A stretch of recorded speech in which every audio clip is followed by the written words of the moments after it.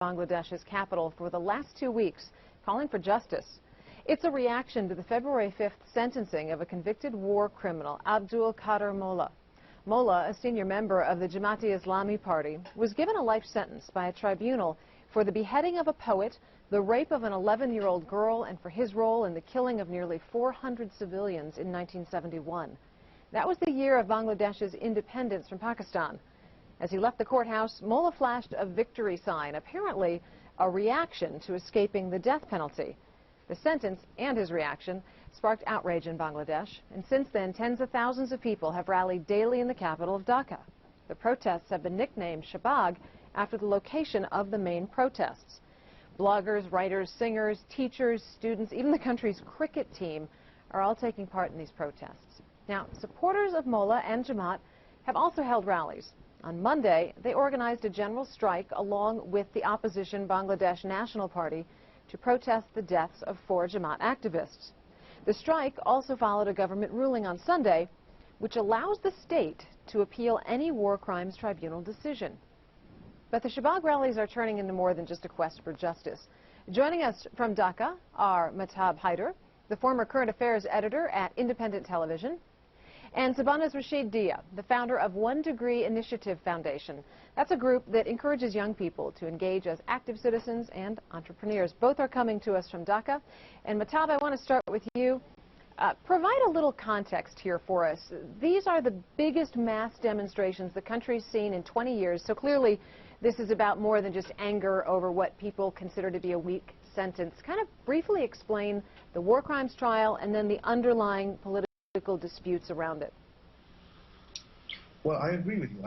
I think it's certainly true that the war crimes trials have triggered it, and there's a great deal of dissatisfaction over the verdict, which has triggered people to come onto the street. And the cause very much right now is the cause that's bringing tens of thousands of people onto the street is very much justice for justice in these war crimes trials. But I think you're right, there's a bigger issue here, which is this is a new generation which is actually seizing agency and saying we can also, or we should also play a role and have a voice in determining the course of our nation's history. And I think this is a big picture message that is often lost in taking the chants that are coming out of Shahbag too literally. Diya, the Bangladesh National Party claims that the government is using protesters to distract people from inadequacies within the current government. What do you say to that? I think that's just a propaganda, because we've been there almost every day, and there hasn't been any political dialogue, any partisan people speaking, or even if they were, it was a very short time. So it was just the regular people coming, getting together, really doing it. And it is not a political game. It is just people like you and me going out there and protesting without anybody really calling them. So I think it's completely mass people.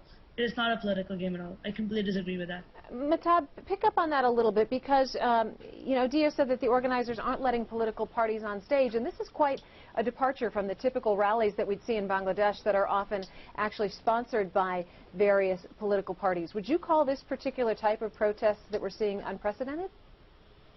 It certainly is unprecedented, Lisa, and the reason I feel it's unprecedented is because, as you say, normally the political culture with this kind of rally is that the political parties will have people bust in, and various political leaders will bust citizens from their locality in to attend rallies. This has been the culture for decades.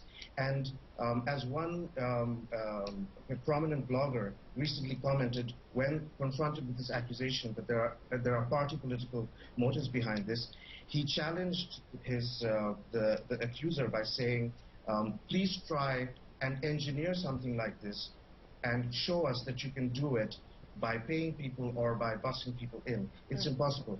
I personally feel, I've been there several times now, and the feeling I've gotten there is certainly that people are there spontaneously. It's a lot of young people, and it's a lot of people who are saying they're dissatisfied with these war crimes, with the verdict in the Qadir Mullah case, and they're dissatisfied with, well, there's a sense of, they want justice, not just in these war crimes trials, but in a broader sense of that word. That dissatisfaction is coming across via Twitter.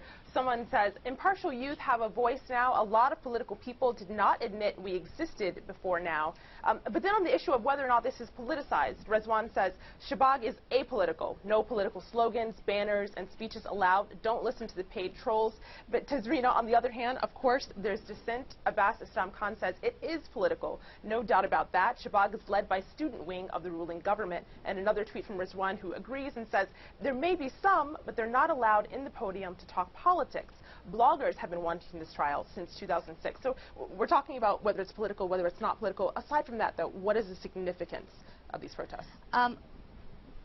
There are many ways of looking at Shahbag, and I think one of the most important things to point out is the fact that the selection of Shahbag as a rallying point for this kind of mobilization is extremely important, because if you study the history of Bengal, if you study the history of Bangladesh, Shahbag has been a historic site for a lot of popular uprisings. A lot of them have been non-violent against, for example, the British Raj, and of course throughout the period of the 1950s, the 1960s, leading up to the Liberation War of 1971. The second issue is the question that, for example, Lisa talked about, the unprecedented nature of the movement. And I think that it, again, needs to be understood in terms of the kinds of political mobilizations of common people that have happened throughout the history of Bangladesh, not just in the lead up to the 1971, but also even afterwards. For example, the fall of the military dictatorship after 9 years. And that was also something that where political parties played a distinct role, but again it brought in a lot of people who felt that they wanted to own the political process. So I think it is important to recognize some of these key elements. The fact that the youth, and a lot of people are commenting on the fact that the youth feel that for the first time that they can take ownership, and use of social media makes them empowered in a way they haven't been able to reach out to each other, irrespective of important issues that have made society what it is, such as class, such as distinctions in terms of political ideology, and a whole host of other factors. The movement is also intergenerational.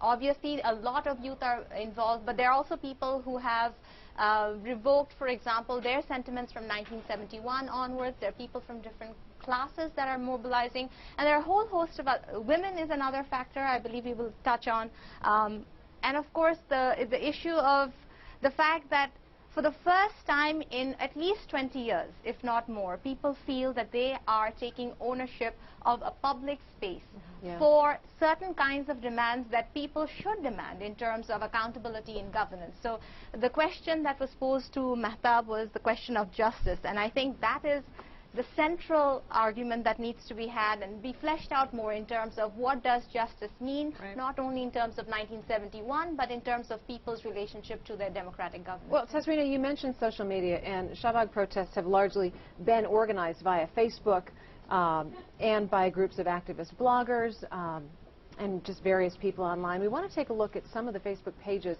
that have actually rallied people to the protests. Here are a couple of them.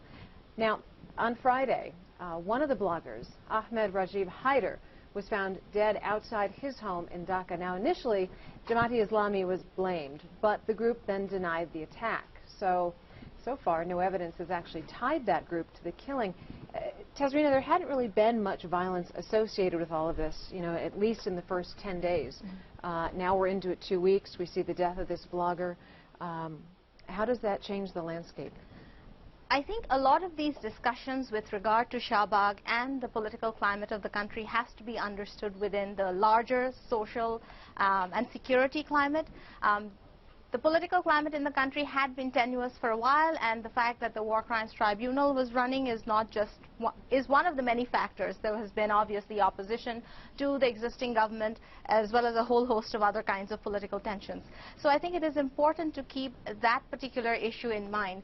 But I think that there must have been some kind of understanding that, of course, when the verdict comes out, whatever way it might be framed, there will be dissatisfaction either in support of or in opposition to. Sure. And with regard to the verdict, obviously a large numbers of people have shown that they're not satisfied with the life imprisonment sentence.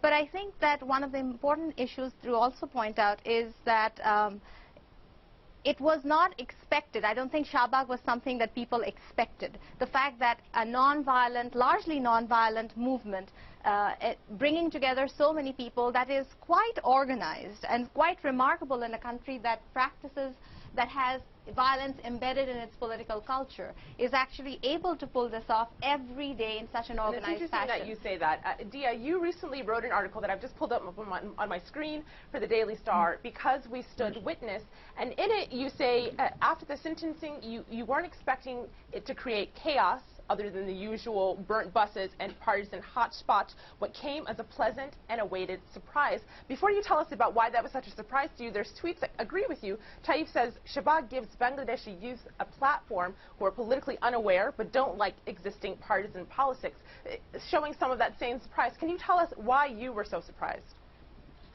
I think it's because we've been waiting for a very, very long time for Bangladeshi youth to sort of, come together and do something, but because I think what Tazreena touched upon, that we have a very violent political scenario. There's partisan politics, there's dynastic politics, there are people who are, it's very difficult for us to go out on the streets and actually make a statement. So I think for me it was a surprise, and for everybody it was a surprise, because it actually happened so organically and without really anybody really calling them, and the fact that it actually did happen. And there's always this saying that my generation is people who are not really interested into politics. They want to run away from the country. They're very apolitical. They're always into Facebook.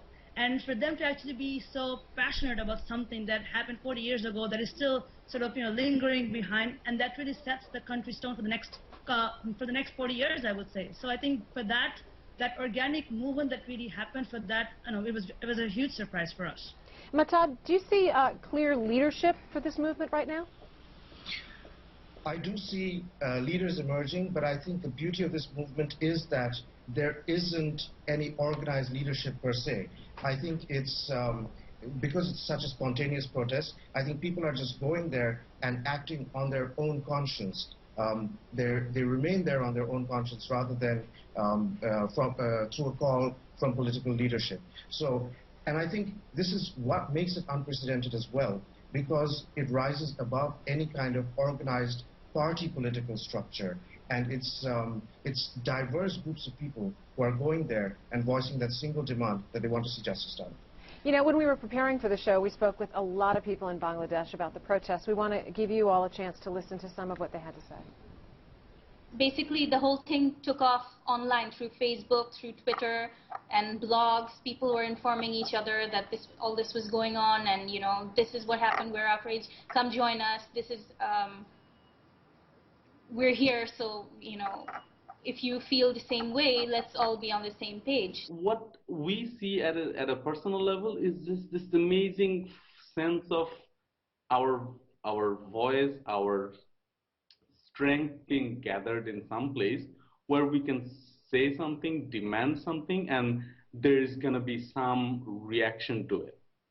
And so that is sort of like the collective confidence that has been built up. Speaking of that collective confidence, our community is also weighing in. We've got 63 tweets per minute as of right now, so this is a very hot topic. Ami on Twitter says, I don't support Bangladeshi politics, and this is the beginning of youth standing up for their beliefs. A Facebook comment from Nafisa, this movement could change the face of tired old politician tactics in Bangladesh. It's refreshing to see the youth so observant, aware, and adamant. But Mahtab, lest we think that all of our community members are in favor of these protests, listen to this video comment from someone critical of them. These protesters are asking for execution of Abdul Qadir Mullah and all those arrested under the flawed war crimes tribunal before trials are even complete. They're asking for opposition parties and their institutions and media to be banned and have incited violence against them. These aren't progressive liberal values. Shahbag should be seeking stronger democratic practices, not revenge. Mahtab, what do you make of that? Well, I think there's a lot of expectation now from liberals across the board who want Shahbag to be everything that liberals haven't been able to achieve in the past 20 years since a dictator was toppled in 1990. And I think the young people who are there, they're there on a very actionable cause, and they're there. Again, the important thing that I'd like to point out here is that there's a risk of taking the chance too literally. What they're saying there is that they want the maximum sentence for the war criminals, the maximum legal sentence applicable under Bangladeshi law for the war criminals. And in this case, it is capital punishment. So they're not asking for anything illegal.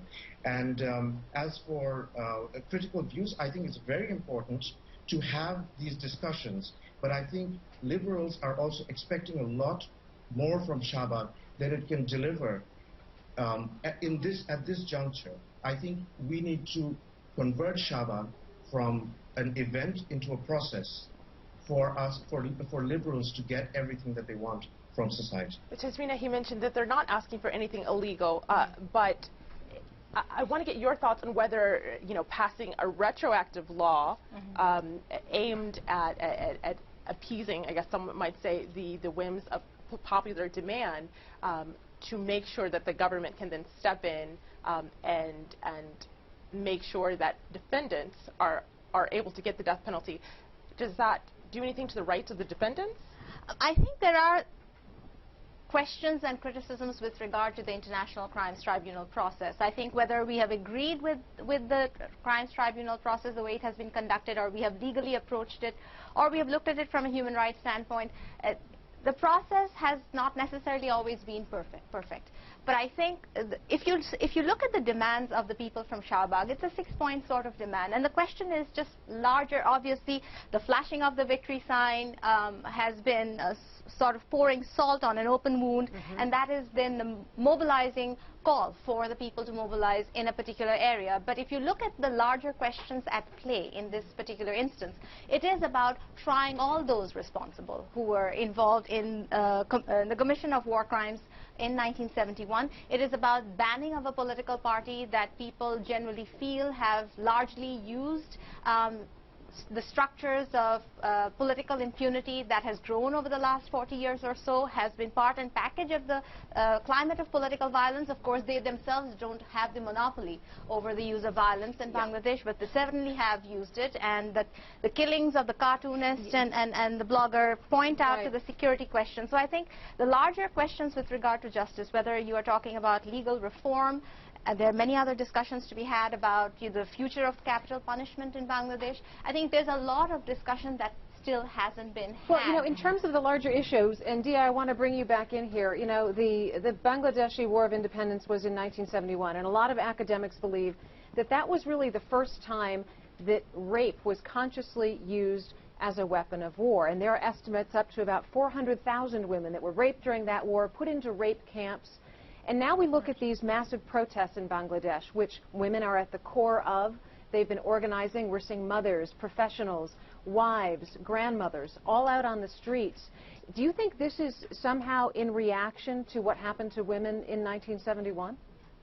Absolutely, absolutely. I think that, when you sort of raise that question, the fact that Bangladesh has come so far in 40 years, it's a very young democracy, and the fact that women are more empowered and they feel like it is their time to stand up, to the past, to the fact that there were so many women who were raped at that time. I think that's definitely that's a very strong stance. And one more thing I would like to mention is that Jahanara Imam, she was one of the people who sort of started the whole war tribunal process, the war criminal trial process. And she was a woman, she lost her son, and there were people that she was involved with who were raped. And I think, the fact that it is her calling that was even resounded and echoed through so many young people, particularly women, that itself shows that it is definitely, it does touch upon that point of, women coming together and sort of seeking justice for the past. Absolutely. If I may interject here, I think the involvement of women is very significant. Again, I will talk about it in the context of, first, women's involvement in Bangladeshi politics and Bengali politics precedes Shahbag, and it is something that we need to keep in mind. The second is, of course, women's role in the context of Bangladeshi development has been significant. I think it has already been pointed out in terms of education, health, political participation. Women have been out in the streets, in the economic structures, in the political structures for quite a while. So it is not surprising for a lot of us observing Shahbag right now in terms of the sheer numbers of women who are taking part in the activism, the organization, and the leadership roles. But it is also important to point out that wars that have a tendency to also target women, particularly for sexual violence, and of course 1971 was not the only instance where sexual violence has been used in the context of warfare. It has been happening for a long period of time. It still happens. But the fact that that is also a very raw wound. People remember it. People have been forced to live in shame. People have been expected to forget. And I think that those are very core issues. If you're talking about issues with regard to women's rights, and yes, women have made a lot of strides in the context of Bangladesh, but still we are struggling with issues with regard to domestic violence, with regard to questions of sexual violence. So I think that this is a rallying point with regard to women's rights in a multidimensional sort of framework. And on that note, we're getting tweets just on this topic. Pushpa says, I have been treated like a sister from all of my brothers at Shahbag. It makes me so proud to be from Bangladesh. And another tweet from Shah Ali Farhad, who says, this is the first time that women have felt that a movement is civilized enough for them to participate in. Hats off to Shahbag. Diya, I wonder, you've been at the protests. Are you seeing that same sort of sentiment? Absolutely. I mean, I think Tazreena sort of touched upon, there's domestic violence, and she did say women may have had a very long role.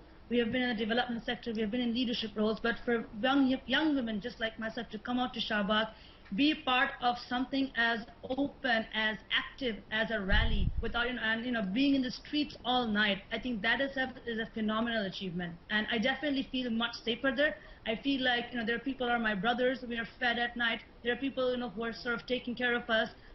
Strangers who would take you to a hospital if you were feeling sick. I think that is incredible. That sort of people coming in together and acting like a family. Absolutely. Mahtab, as we've discussed, there are a lot of issues that have come to light around this flashpoint of the sentencing verdict. But if you had to maybe boil it down to one thing, what do you think the protesters in Bangladesh are hoping to have happen? We've got about a minute left in the show. Well, for me, I think having spoken to many people who are there, it's very clear this is a call for justice. What that justice means, represents, or I think how people interpret justice may differ. But I think liberals across Bangladesh are putting themselves in Shahbag and saying this is a call for justice, and this is a clear message saying we are seizing agency back, and we have decided to be the determinants of the course of our nation's history. And like I said, what will be critical in the end will be whether Shahbag remains just a moment in time or whether we can convert it into a process. All right. Thanks to Tazreena Sajjad, Mahtab Haider, and Shabanaz Rashid Diya. We're going to see you all in our post-show, so don't go anywhere. Please join us at stream.aljazeera.com.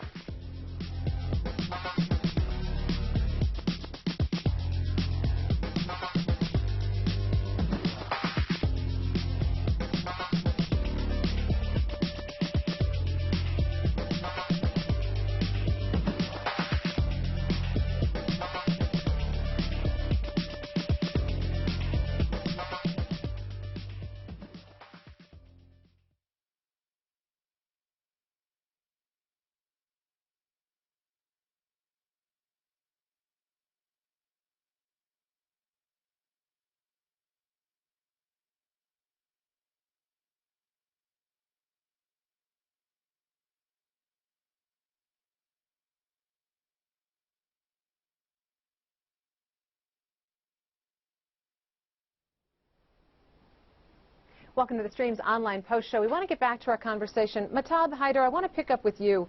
There was a law, essentially, that was put into place on Sunday that allows the state to appeal the verdict of a war crimes court. And the leader of the Jamaat party said on Monday that the government decision to do that could lead Bangladesh into a state of anarchy. What do you say to that? Well, I think the rhetoric in Bangladesh is very much, especially the political rhetoric, is very charged with violence. And the Jamaat-e-Islami actually declared that they would plunge the country into a civil war even before the first or the second verdict were given out. So I'm not really surprised that this kind of violent rhetoric is being used, centered around these war crimes trials. Tazreena, there is increasing pressure on the government to actually ban Jamaat-e-Islami Party and those linked to it. How do you see that playing out? Do you think that's a real possibility? Well, it's important not to get into the predictive game of what is going to happen as a consequence of Shahbag. Of course, seems to be definitely a strong movement if it's entered into its third week. And the fact that, you know, when people and youth can actually push back, for example, when a strike is called, when people feel even more a greater sense of urgency when what they call one of their own is killed, there is a growing sense of consolidation of the message, perhaps. I think it's a far more complex conversation to be had. With regard to the Jamaat-e-Islami, people are obviously a lot of people are uncomfortable with their presence in politics because of their direct links to 1971. There's also the argument to be had with regard to, well, a lot of the members of the Jamaat-e-Islami today did not necessarily take part in the war, human rights atrocities, and in a democratic system and structure they may also play a role in terms of an organized political party, and then the question is, you know, will people vote for them or not? So there are many different sides of this debate, but one of the things to, of course, consider is how does this Shahbag movement, and I think Mahtab touched on it, from an event, if it needs to become a process, and one of the long-term issues it needs to challenge is the language of and the use of political violence in the political culture of the country. That is one of the core issues. The other question is when there is, with regards to the way the movement is growing as an organic process in using culture, using music, using poetry and interaction with intellectuals, the larger question is the mood of the country towards a secularism defined in Bangladeshi terms? And is the conversation then about the banning of religion in politics? And that's a broader question than just talking about the Jamaat-e-Islami. You just raised a point that our community member just raised not too long ago, and of course the rate of tweets now is 68 per minute, so it's a lot coming in. Iftikhar says people from all corners of life came demanding a ban on religious politics, which is what you just said. Another tweet from Salwa Mustafa, who says people took the Shahbag because they felt justice system had been manipulated to let a proven guilty killer walk free. Mahtab, I want to go to you because you've been at these protests. How have the demands evolved over the past few days? I think the demands have evolved from initially a discussion on or a wholesale rejection of the verdict to a broader consensus that religion has no place in politics in Bangladesh. And this is the consensus very much within Shahbag, and I think in a much broader sense in Bangladeshi society. Because if you go back to Bangladesh's history, in 1971, it was a wholesale rejection of Pakistan, which was carved out as a Muslim or an Islamic state, and it was a wholesale rejection of that idea, and in its place the struggle to establish Bangladesh's identity as a Bengali state, which was at the center of the liberation struggle. So I very much think that in their hearts and minds, Bangladeshis see their primary identity as being Bengali. Of course, there are other ethnicities, and those ethnicities will also matter, but I think it's ethnicity that's the marker rather than religion. Diya, these things like these protests, they don't have endless momentum. They have a finite lifespan. So eventually this is going to start winding down, or it's going to have to transition into something else. Where do you see it going? I think the way I see it, I mean, Mahtab Haider touched on a very good point. He's saying that, you know, this sort of evolved into from a direct rejection of the verdict to a political something, you know, to banning religion in the from politics. And I think the way this is sort of converging, we are heading towards a point, a break-even, where we can say that, you know, our judicial system is separate from our political system. We are not against religion; we are against fundamentalism. This movement is not against Islam; it's against extreme Islam or extreme any religion. And I think that sort of process is actually sort of taking place in Shahbag right now. I mean, people are still gathering there, but people are more strategic, people are more well placed, and the fact that, you know, the demands have sort of evolved by itself through a very natural process, that shows that this movement while it has a very long, tenuous process, it has certain finite goals to it, and that can be achieved as long as the pressure is on. So yeah, definitely right there. And speaking of keeping the pressure on, Tazreena, there's a video comment here. Have a listen. First time in the history of Bangladesh that young bloggers and online activists have created a movement of such a large scale that major political parties are compelled to acknowledge it. Politicians are now being held accountable to bloggers. Is that something we're going to see more often? I think, again, we have to be careful in terms of looking way into the future to try and understand how this is all going to play out. A couple of things for us to keep in mind. The use of social media for political activism really perhaps came to light with regard to the Twitter revolution or the Green Revolution in Iran. And I think a lot of our interest has been really garnered, especially with regard to what's been happening in the Middle East in the last 2 years. Now, again, not to draw any parallels or to come to conclusions, but the fact that the youth have a voice, that they're technically savvy, they're far more able to create sound bites that get them mobilized in a way, and of course to obviously occupy space that institutionalized politics generally occupy, which is forms of communication and forms of media outlets. So this is one that is, for the greater part, largely uncensored. Although, of course, if it is seen to be too much of an anti-government stance that they're taking, of course, this is not a revolution. This is not about the overthrow of a particular form of government. So there is enough space for the young people to actually capitalize on with regards to how they're communicating, mobilizing, coordinating with each other. All right, Tazreena, I'm going to have to stop you there because we're out of time, but our thanks to Tazreena Sajjad, Mahtab Haider, and Shabanaz Rashid Diya. Now, before we part entirely today, Malika has just a couple other stories that we're following.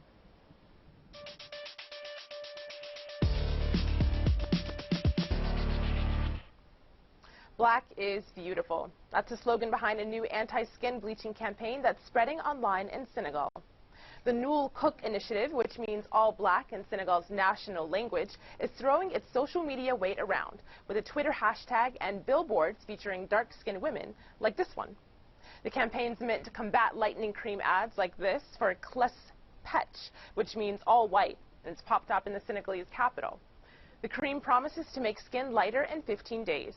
In response, the Facebook page for the All Black campaign calls on readers to share pictures of dark-skinned beauty. Senegalese celebrities and activists are also among the faces featured on the site. Well, skin bleaching has become a public health concern, according to one Senegalese dermatologist.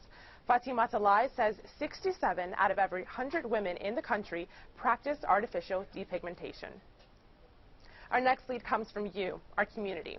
We've been flooded with requests to cover the case of Samer Issawi, a Palestinian prisoner on hunger strike. On Tuesday, his latest attempt to be released on bail from Israeli administrative detention was deferred. He's refused food for more than 200 days to protest Israel's indefinite detention of Palestinians without charge or trial. Supporter Mariam Barghouti tweeted from outside the court, "Samer Issawi's court is now over. His mother fainted as he left, and the Israeli court postponed the decision. 211 days of hunger strike and counting."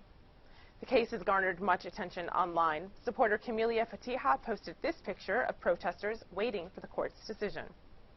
Well, we're reading your tweets and your Facebook posts, so if you want us to cover a story like this, respond to our daily call for stories using the hashtag AJStream. Lisa? All right, on Wednesday's program, have African Americans reclaimed racist language? We speak with Dr. Cornell West about the evolution and use of the N-word. So send us your thoughts and your questions on that, and until then, we'll see you online.